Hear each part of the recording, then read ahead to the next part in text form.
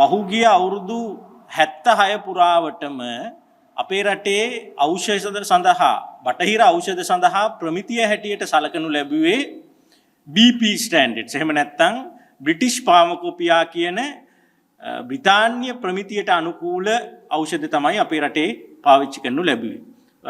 ඊට පසුව USP එහෙම නැත්නම් ඇමරිකානු එක්සත් ජනපද ෆාමකෝපියා එකට අදාළ වෙන ඒ ආකාරයේ ප්‍රමිතීන්ට අනුකූල ඖෂධත් පාවිච්චි කරනු ලැබුවා. මේ දෙක තමයි පහුගිය කාල සීමාවට පුරාම දක්නට ලැබුණේ. හැබැයි මේ තත්ත්වයේ වෙනසක් වුණා මේ අවුරුද්දේ අප්‍රේල් මාසයේ. ඉන්දියානු අග්‍රාමාත්‍යවරයාගේ ලංකා සංචාරය අතර ඖෂධ පිළිබඳව ලංකාවේ ගිවිසුමකට අත්සන් කරලා තියෙනවා. අපි ඒ වෙලාවේ ඒ ගිවිසුමත් අත්සන් කරපු අනිත් ගිවිසුමුත් මොනවාද කියන කාරණේ රටට හෙළිදරව් කරන්න කියන කාරණය දිගින් දිගටම පැවසුවා. හැබැයි ඒ ගිවිසුම එළියට දුන්නේ නැහැ. හැබැයි මේ රටේ පහුගිය සතියේ ඇති වෙලා තියෙන ඖෂධ පිළිබඳ සංවාදෙත් එක්ක ඒ ගිවිසුම් අද එළියට ඇවිල්ලා තියෙනවා. මාධ්‍යවල සහ සමාජ මාධ්‍යවල කතා බහට ලක් වෙලා තියෙනවා. ඒ ගිවිසුම අපිටත් පිටපතක් ලැබිලා තියෙනවා. ඒ මාධ්‍ය වලට ලැබුණ පිටපතම තමයි අපි උපකල්පනය කරනවා ඒ ගිවිසුම නිවැරදි කියලා. මේ ගිවිසුමේ හැටියට ඉන්දියන් ෆාමකෝපියා එක එහෙම නැත්නම් ඉන්දියානු ප්‍රමිතීන්ට අනුකූල ඖෂධ ලංකාව තුල යොදා ගැනීම සඳහා පාවිච්චි කිරීම සඳහා එකඟතාවක් තමයි ඇති වෙලා තියෙන්නේ. අප්‍රේල් මාසේ 5 වෙනිදා ජනතා විමුක්ති පෙරමුණේ අප්‍රේල් විරු සමරුව සමරන දවසේ තමයි මේ ගිවිසුම අත්සන් කරලා තියෙන්නේ. මේකට අත්සන් කරලා තියෙන්නේ ශ්‍රී ලංකාවේ ඉන්දියානු මහ කොමසාරිස්වරයා සහ ජාතික ඖෂධ නියාමන අධිකාරියේ සභාපති විශේෂඥ වෛද්‍ය ආනන්ද විජේවික්‍රම මහත්මයා. මේකේ පැහැදිලිවම කියනවා all medicines considered for registration under Indian Pharmacopoeia standard should be registered with the NMRA Sri Lanka. කියන්නේ ඉන්දියාවේ ප්‍රමිතීන්ට අනුකූල ඖෂධ ලංකාව තුල ලියාපදිංචි කළ යුතු බව මේ ගිවිසුමේ දැක්වෙනවා. මේක රාජතාන්ත්‍රික ගිවිසුමක්. රජයන් දෙකක් අතර ඇතිවෙච්ච ගිවිසුමක් හැටියට තමයි සලකන්න වෙන්නේ. හැබැයි මේකේ තියෙනවා අන්තර්ජාතික ගිවිසුමක් නෙමෙයි කියලා. නමුත් අග්‍රාමාත්‍යවරයාගේ පැමිණීමත් එක්ක ඉන්දියානු රාජනායකයාගේ පැමිණීමත් එක්ක ලංකාවේ සිදුවෙච්ච මේ ගිවිසුම අත්සන් කිරීම ලංකාව සහ ඉන්දියාව අතර රාජතාන්ත්‍රික බැඳීමක් හැටියට සලකන්න සිද්ධ වෙනවා. දැන් ෆාමකෝපියා එකක් කියන එක එහෙම රාජතාන්ත්‍රික ගිවිසුමකින් බැඳිලා ගන්න දෙයක් නෙමෙයි. දැන් බ්‍රිටිෂ් ෆාමකෝපියා එක අපි ගත්තේ ලංකාවේ බ්‍රිතාන්‍ය හිටිය ආණ්ඩුකාරයාත් එක්ක ගිවිසුමක් අත්සන් කළා නෙමෙයි. අර මේ 1815 කන්ද උඩරට ගිවිසුම වගේ එහෙම අත්සන් කරේ නැහැ. ඇමරිකා එක්සත් ජනපදෙත් එක්ක එහෙම ගිවිසුමක් අත්සන් කරේ නැහැ. රටක ෆාමකෝපියා එකක් පාවිච්චි කරන්න ඕන නම් ඒ සඳහා විද්වත් මණ්ඩලයක් පත් කරලා ඒ කියන්නේ හැදෑරීමක් කරලා ඒ රටේ අනිකුත් ඒ වෛද්‍ය ශාස්ත්‍රීය විශේෂඥයන්ගෙන් කරුණු විමසලා ඒ ආයතන වලින් කරුණු විමසලා තමයි ෆාමකෝපියා එකක් පාවිච්චි කරන්නේ. හැබැයි මේක අමුතුම තත්ත්වයක්. ඉන්දියානු අග්‍රාමාත්‍යවරයා ලංකාවට ආවම අපේ රටේ NMRA එකේ චාමන් ජාතික ඖෂධ නියාමන අධිකාරියේ සභාපතිවරයා ගිහිල්ලා ඉන්දියානු මහ කොමසාරිස්වරයාත් එක්ක ගිවිසුමක් අත්සන් කරනවා. ඒ ඉන්දියානු ෆාමකෝපියා එක ලංකාවේ පාවිච්චි කරන්න පුළුවන් කියලා. ප්‍රශ්න දෙකක් අපි අහනවා ඉතාම ඍජුව. ඉන්දියන් ෆාමකෝපියා එක ලංකාවේ යොදා ගැනීම සඳහා තිබුණු අවශ්‍යතාව මොකක්ද? ඒ වෙනකොට තිබුණු බ්‍රිටිෂ් ෆාමකෝපියා සහ US ෆාමකෝපියා එකෙන් සපුරා ගන්න බැරි මොකක් හරි අවශ්‍යතාවක් තිබුණද මේ ඉන්දියන් එක ලංකාවට හඳුන්වලා දෙන්න. එහෙම අවශ්‍යතාවක් තිබුණා නන්නේ ඉන්දියන් ෆාමකෝපියා එක ලබා ගන්න. ඒ පිළිබඳ මං හිතන්නේ රජය විශේෂයෙන්ම සෞඛ්‍ය අමාත්‍යවරයා පැහැදිලි කිරීමක් කරන්න ඕන. ඇයි ඉන්දියානු අග්‍රාමාත්‍යවරයා ලංකාවට පැමිණි අවස්ථාවේ ඉන්දියන් ෆාමකෝපියා එක ලංකාවේ වළංගු ලෙසට පිළිගැනීම සඳහා ගිවිසුමක් අත්සන් කරනු ලැබුවේ කවර හේතු කාරණා නිසාද? අපිට නම් පේන්නේ එක දෙයයි තියෙන්නේ.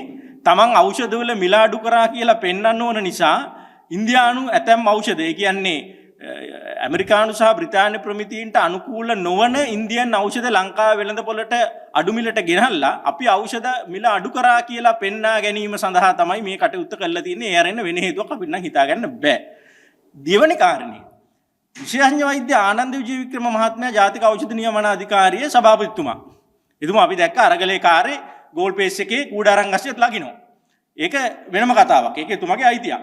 ඉතින් එතුමා පැහැදිලි කරන්න ඕන මේ ගිවිසුමට එතුමා අත්සන් කරේ කවර ආයතනවල කවර පුද්ගලයන් පිළිබඳ සාකච්ඡා කරලා අනුමැතියක් ලබාගෙනද?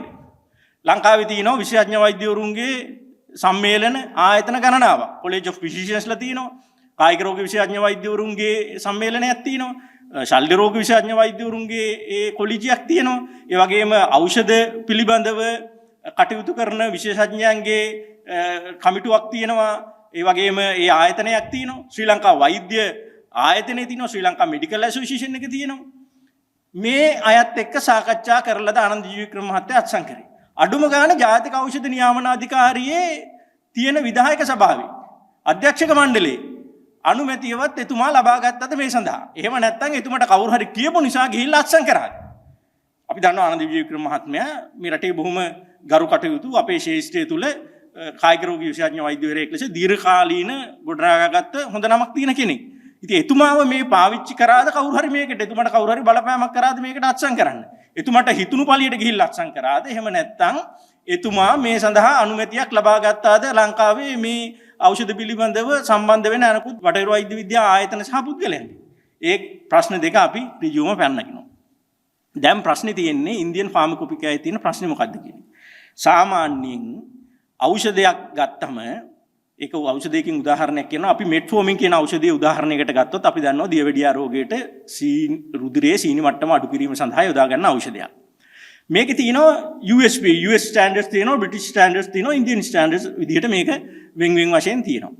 හැබැයි ප්‍රශ්නේ තියෙන්නේ මෙට්ෆෝමින් සාමාන්‍ය පෙත්තක තියෙනවා මිලිග්‍රෑම් 500ක්.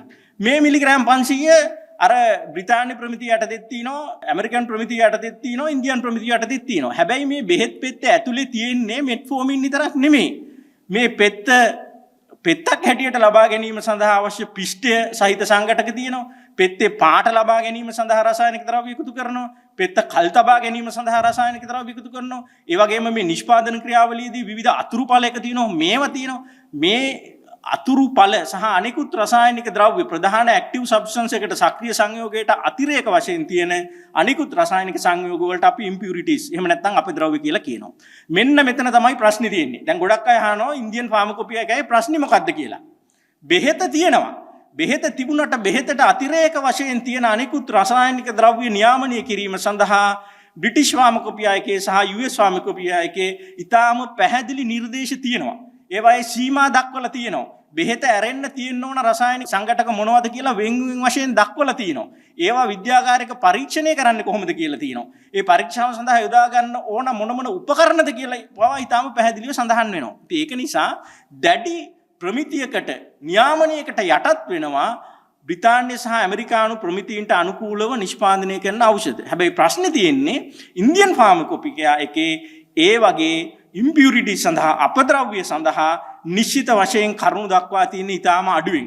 ඒ වගේම නවීන උපකරණ රසායනික විද්‍යා උපකරණ පරීක්ෂණාගාර උපකරණ භාවිතයෙන් මේ ඉම්පියුරිටිස් අපද්‍රව්‍ය ඒ ඩිටෙක්ට් කර ගැනීම සඳහා අවශ්‍ය වෙන නිර්දේශ නිර්ණායක ඉන්දියන් ෆාමකොපිකයා නැහැ. ඒකේ තේරුම තමයි ඖෂධය තියෙන්න පුළුවන් හරි මාත්‍රාවට. ඖෂධය ඇරෙන්න තියෙන අනිත් ටික පිළිබඳ ඉන්දියානු ඇතැම් ඖෂධවල පැහැදිලිවම ප්‍රශ්නයක් තියෙනවා.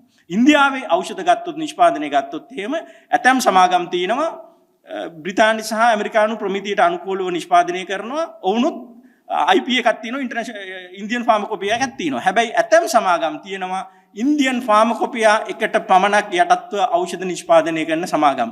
මෙන්න මෙතන තමයි ප්‍රශ්නේ තියෙන්නේ.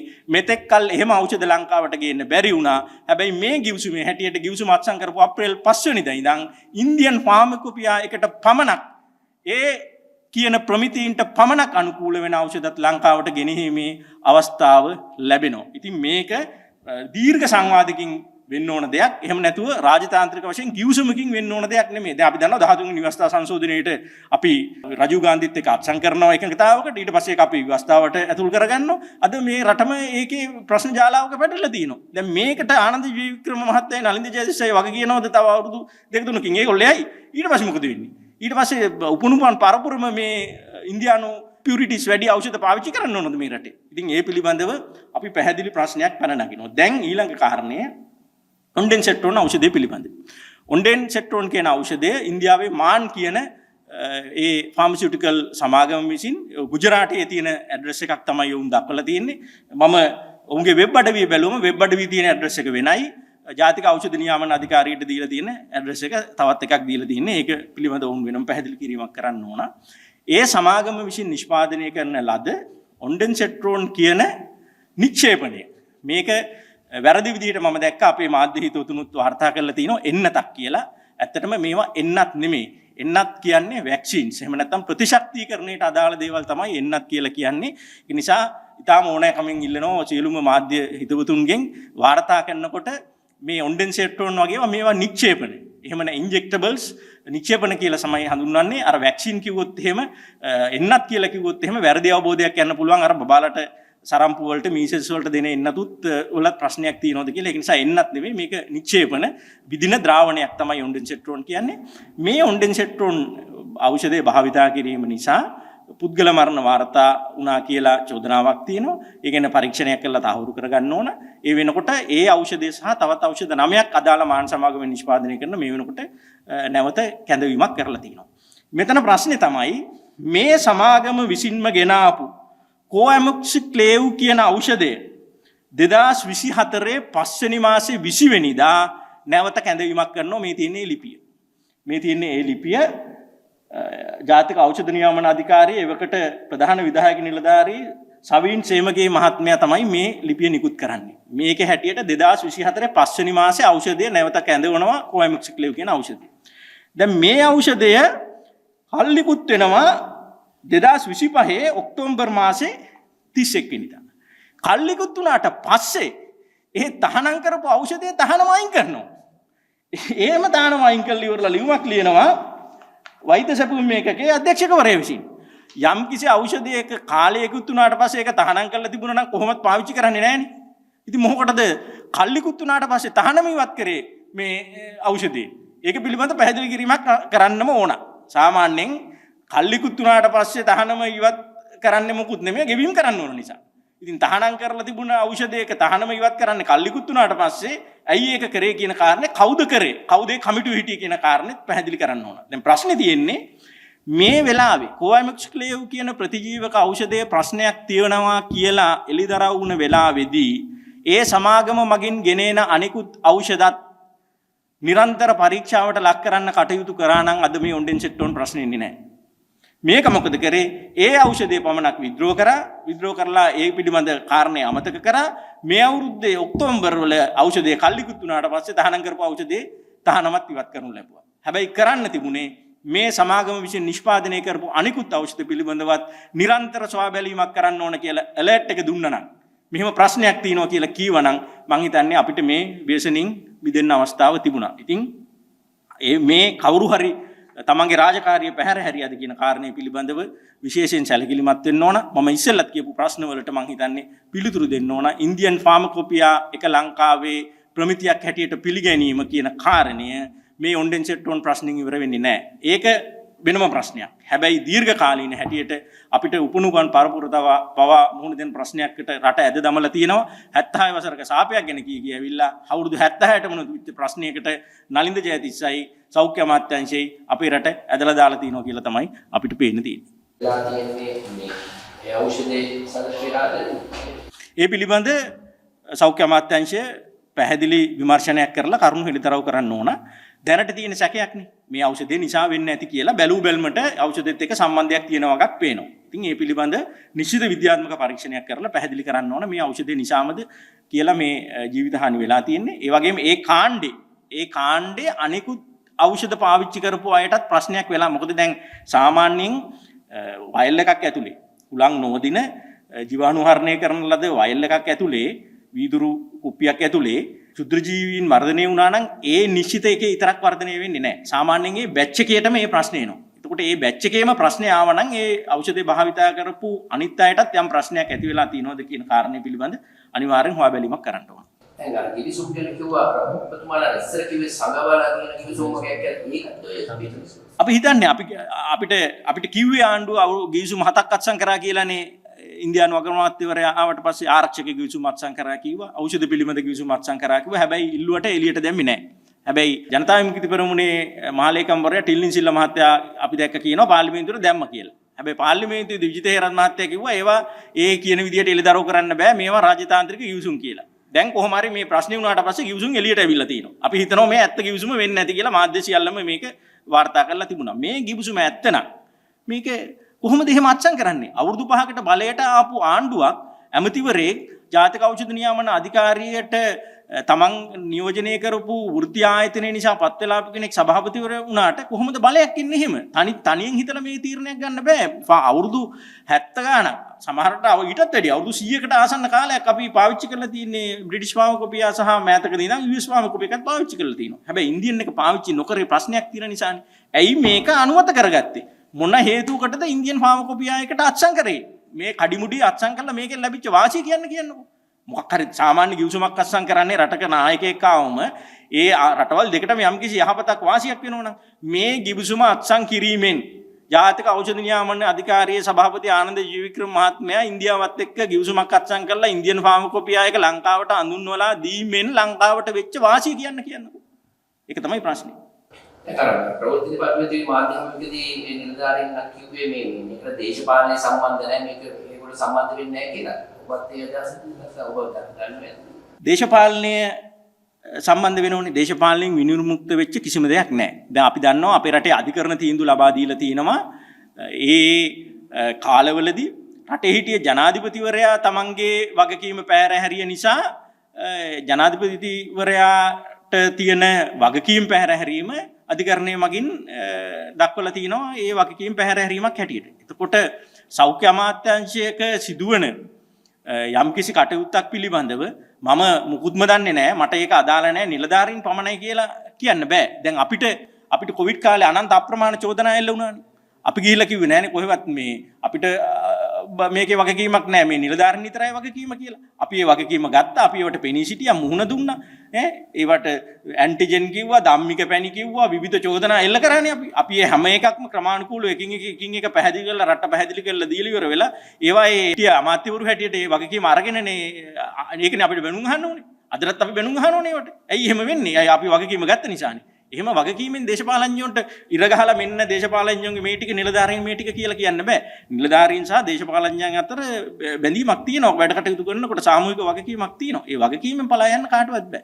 ඇමතිවරයෙක් කියලා තිබ්බනේ මේ පේජ් එක නපුවම පෙත් චෙක් කරන්න බෑ කියලා. ඔබත් ඇමතිවරයෙක් වගේ කියන ඔබටත් පුළුවන් වුණාද එහෙම මේ කොටස චෙක් කරන්න බැරුව ඉන්නේ? පෙත්තෙන් පෙත්ත චෙක් කරන්න බෑ. ඉන්ජෙක්ෂන් එකකින් ඉන්ජෙක්ෂන් එක චෙක් කරන්නත් බෑ. වැක්සින් එකකින් වැක්සින් එක චෙක් කරන්නත් බෑ. හැබැයි ලෝකේ සම්මත ක්‍රමවේදයක් තියෙනවා චෙක් කරන්න පරීක්ෂා කරන්න. ඒ බැච් එකෙන් බැච් එකට තමයි පරීක්ෂා කරන්නේ. සාමාන්‍යයෙන් ඒක තමයි ලෝකේ සම්මත ක්‍රමවේදය. ඊට එහා ගිය තවත් විශ්ලේෂණාත්මක ක්‍රමවේද තියෙනවා. මම කියන සම්මත ක්‍රමවේදය. දැන් ප්‍රශ්නේ තියෙන්නේ මේ ඔන්ඩෙන්සෙට්‍රෝන් කියන ඖෂධය ගත්තොත් එහෙම මීට පෙර එහෙම බැච් වල පරීක්ෂාවක් කරාද? ප්‍රශ්නයක් තිබුණද නැද්ද? ප්‍රශ්නයක් තියෙනවා කියලා දැනගත්තේ කොයි වෙලාවේද? ඒක රෝහල් වලට දැනුම් දුන්නේ කොයි අවස්ථාවේද? දැන් මේ මරණ වාර්තා වෙනකොට ඔන්ඩෙන්සෙට්‍රෝන් ඖෂධය නැවත කැඳවලා තිබුණා නම් පාවිච්චි කරන්න එපා කියලා තිබුණා නම් ඒ රෝහල් වල මේ ඖෂධය පාවිච්චි කරේ කොහොමද? එහෙනම් කවුරු හරි ඒකට වගේ කියන්න ඕන කෙනෙක් ඉන්නවනේ. ඉතින් මං කියන්නේ ඒ ගැන තමයි පරීක්ෂණ කරන්න ඕන. ඔබතුමා කියන්නේ ඉන්දියන් පාමකොමියා කියන විරුද්ධ වෙන රටක එක්ක උනන කමක් නැද්ද? රටේ නෙමෙයි ප්‍රශ්නේ තියෙන්නේ. අපිට ඉන්දියාවත් එක්ක තියෙන ප්‍රශ්නයක් නෙමෙයි මේක. අපි බලන්න ඕන ඒ කියන ප්‍රමිතිය අපි දැනට තියෙන ප්‍රමිතියට උඩින් තියනවද කියලා. අපි බ්‍රිටිෂ් ෆාමකොපියා එක නම් පාවිච්චි කරලා තියෙන්නේ. US ෆාමකොපියා එක නම් පාවිච්චි කරලා තියෙන්නේ. එතනින් අපිට පඩියක් පල්ලෙහාට යන්න ඕනේ නෑනේ. ඊට වැඩිය හොඳ දෙයක් තියෙනවා නම් ඊට උඩින් දෙයක් තියෙනවා නම් ඒක තමයි අපි ලබා ගන්න ඕන. එහෙම නැතුව අපි ළඟ තියෙන දේවල් අපිට හිමි දේවල් අහිමි කරගෙන අපි පල්ලෙහාට බයින චරිතක් නැහැනේ. අපි මේ ලෝකෙම දන්නවා මුළු මේ ආසියානු කලාපෙම අපේ රටේ ශ්‍රී ලංකාවේ සෞඛ්‍ය ශාස්ත්‍රය, බටහිර වෛද්‍ය විද්‍යා ශාස්ත්‍රය යුරෝපියන් ස්ටෑන්ඩඩ්ස් වලට යුරෝපියන් ප්‍රමිතීන් වලට අනුකූල මට්ටමට අපි පවත්වාගෙන ආවිල්ලා තිනවා. සීළු දෙනාගම කැපවීම නිසා. දේශපාලඥයන්ද ඇතුළුව.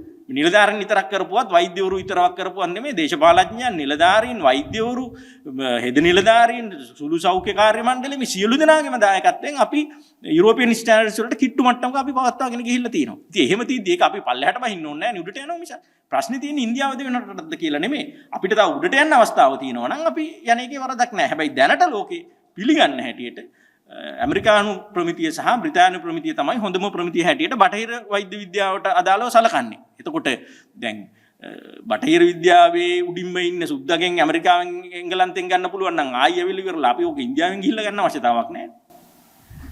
දැන් ඊවතාවේ තේරී රාමුකයන් වාක්‍යය මේ සිදුවට අත්තරම කරගෙන ඉරිදාක විපක්ෂ කණ්ඩායම් සාධාරණ කණ්ඩායම් ඉස්සරහට ඇවිල්ලා කියනවා මේ අපි තමයි නඩු දැම්මේ අපි තමයි මේවල චෝදනා කරේ කියලා නමුදා ගන්නත් හැදුවා. දැන් මේ ඇයි කවුරු උත්සුක වෙන්නේ නැත්නම් මේ සම්බන්ධව මේ අමාත්‍යවරයාට ඒ නීති මාර්ගයක් ගන්න මේ පිළිබඳ පරීක්ෂණයක් සිදු කරන්න ඕන. ඒ පරීක්ෂණයේදී මේ ඖෂධය පිළිබඳ සාමාන්‍ය ක්‍රියාපටිපාටියට පරිබාහිරව යමක් සිදු වෙලා තියෙනවද කියලා බලන්න ඕන. එහෙම නැත්නම් මේ ඖෂධය කලින් ප්‍රශ්නයක් තිබුණා කියන කාරණේ නිර්ණය කරගන්න බැරි වෙන්න කාගේ හරි අඩුපාඩුවක් වෙලා තියෙනවද කියලා බලන්න ඕන. ඒ පරීක්ෂණයෙන් පසුව තමයි අපිට කියන්න වෙන්නේ ඒ කාරණා එළිදරව් කරාට පස්සේ මේකට කවුද වග කියන්න ඕන කියලා. හැබැයි දේශපාලඥයන්ට වගකීමෙන් නම් නිදහස් වෙන්න හම්බෙන්නේ නැහැ. මොකද ගිය ආණ්ඩුව වල විතරක් වගකීම දේශපාලඥයන්ට ඇවිල්ලා මේ ආණ්ඩුව ආවට පස්සේ වගකීමට දේශපාලඥයෝ නොබෙදෙන ක්‍රමයක් වෙන්න බෑනේ. දැන් මේ චෝදනාව වැඩියෙන් මෙල්ල කරපු අයනේ අද මේ පාලන බලය හිමි කරගෙන ඉන්නේ. ඒ නිසා උන්ට මේ චෝදනාවෙන් මිදෙන්න බෑ.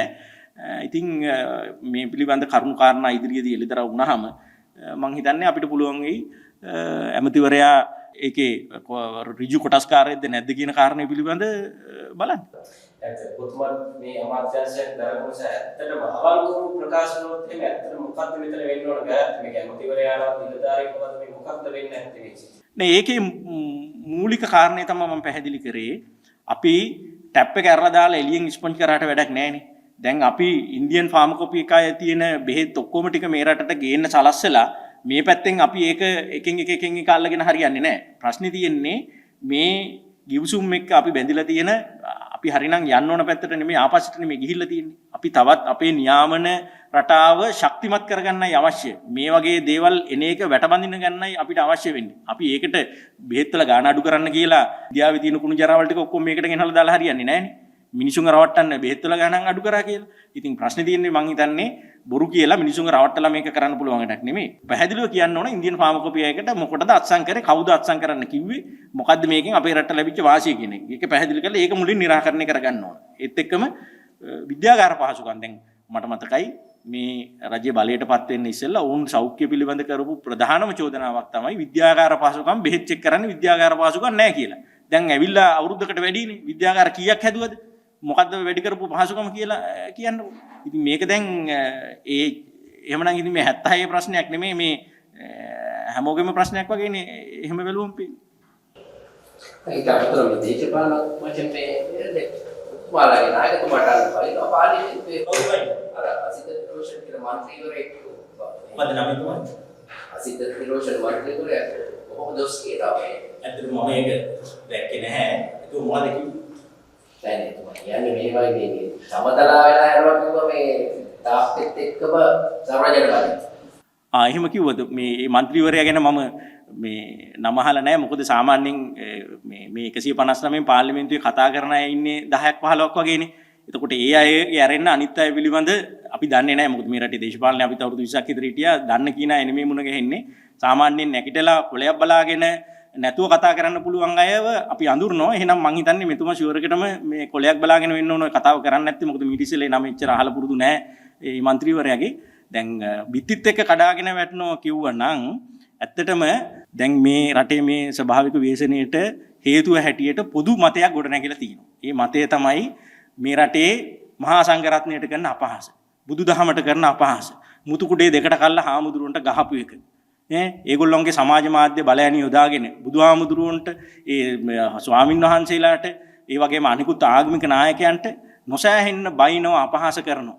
ඉතින් මිනිස්සු කියන්නේ දේව කෝපයක් වෙලා කියලා. ඉතින් මේ පාලකයන්ගේ තියෙන අධර්මිෂ්ඨකම නිසා තමයි මේ ස්වභාවික ව්‍යසන වෙන්නේ කියලා රටේ සාමාන්‍ය පොදු හැඟීමක් ඇති වෙලා තියෙනවා. ඒ තරම් නෙමෙයි මිනිස්සු කියනවා මේ විදිහට දිගටම බුදුදහමට අපහාස කරනවා නම් දිගටම මහා සංඝරත්නයට අපහාස කරනවා නම් මේක නවතින්නේ නැහැ. මේක මේ ආණ්ඩුව ඉවර වෙනකම්ම මේක තමයි වෙන්නේ. මේ ස්වභාවික ව්‍යසන ඉතිහාසෙත් එහෙම වෙලා තියෙනවා. අර කියන්නේ කැලණි තිස්ස රජුරුව මහරහතන් වහන්සේ කෙනෙක්ව කටාරයෙන් දැම්ම මුද කොට ගැලුවා කියලානේ කියන්නේ. ඉතින් උදාහරණ ඉතිහාසෙත් තියෙනවා. එහෙම අධාර්මික පාලකයෝ ආවම යම් ස්වභාවික ව්‍යසන වෙනවා කියලා.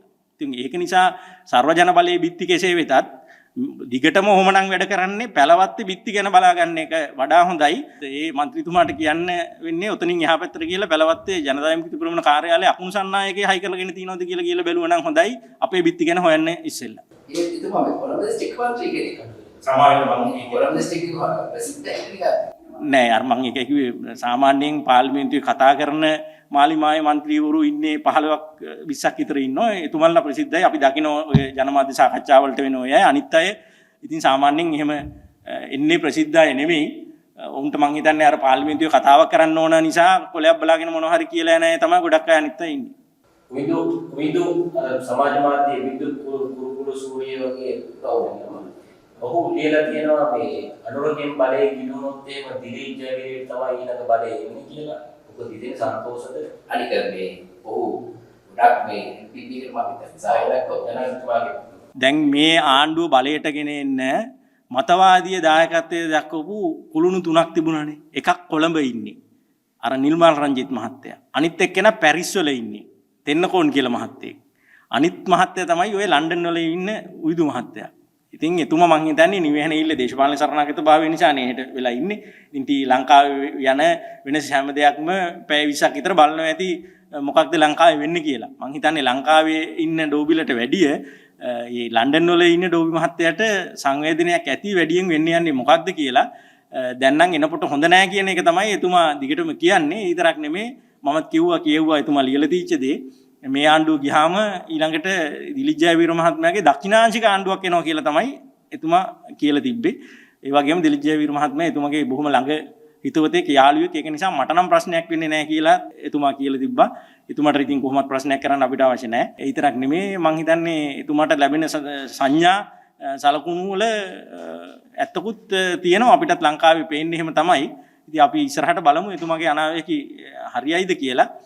හැබැයි ඒ උවිදු කුරුසූරිය මහත්තයලා වග කියන්න ඕන මේ රටේ ජනතාවට ඔය සමාජ මාධ්‍ය ඔස්සේ බොරු වපුරලා මතවාද නිර්මාණය කරලා නොමග යවලා විශේෂයෙන්ම ඊටාම උග්‍ර සිංහල බෞද්ධ විරෝධියෙක් හැටියට තමයි එතුමා සමාජ මාධ්‍යවල පිණි සිටින්නේ. ඉතින් ඔය කවුරුත් වග කියන්න ඕන මේ වෙන හැම එකටම.